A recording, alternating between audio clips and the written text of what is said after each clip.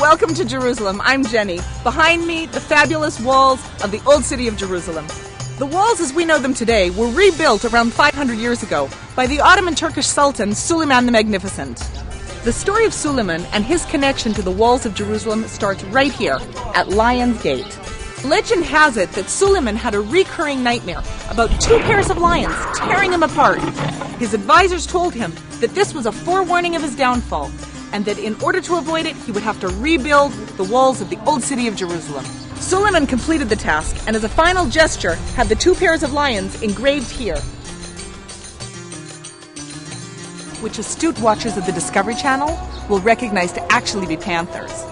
In June of 1967, it was through this gate that Israeli paratroopers entered the Old City and raised the Israeli flag over the Temple Mount, liberating the Old City of Jerusalem. Just behind me are two graves.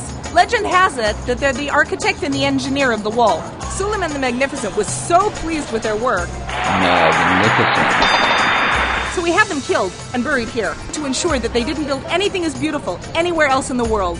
And you think you have problems with your boss.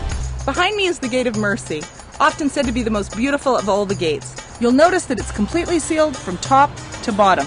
This is because, according to Jewish tradition, this gate, which faces the Mount of Olives, will be the gate through which the Messiah will enter Jerusalem. Suleiman, therefore, not wanting to take any chances, had the gate permanently sealed shut. So right now we're standing outside of the Jaffa Gate, which faces the ancient port city of Jaffa. Up until 1870, these gates were closed every night. The first line of the Old City's defense was the archer.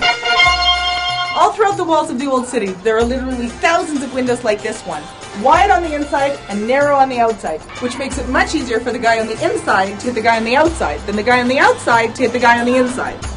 Got it? If the advancing armies manage to get through catapults and flaming arrows, and they reach the gates of the Old City, next, the hot oil treatment. Hot. Very hot. Throughout the centuries, world leaders have always made it a point to make just the right entrance into the Holy City. In 1898, this section of the wall next to the Jaffa Gate was removed to allow Kaiser Wilhelm II to enter the city without having to get out of his carriage.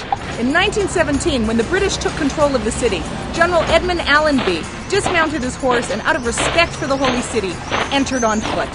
We're standing out front of Zion Gate, the main gate on the south side of the city. It is here that modern history has left its most indelible mark.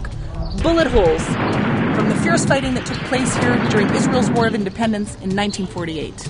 In July of 1949, in a last-ditch attempt to hold on to the Old City, Israeli soldiers bought a 300-pound bomb and placed it here against the wall. It made a huge explosion, but hardly a dent in the wall.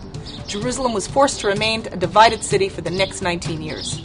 Well, I hope you've enjoyed our tour around the walls of the Old City of Jerusalem.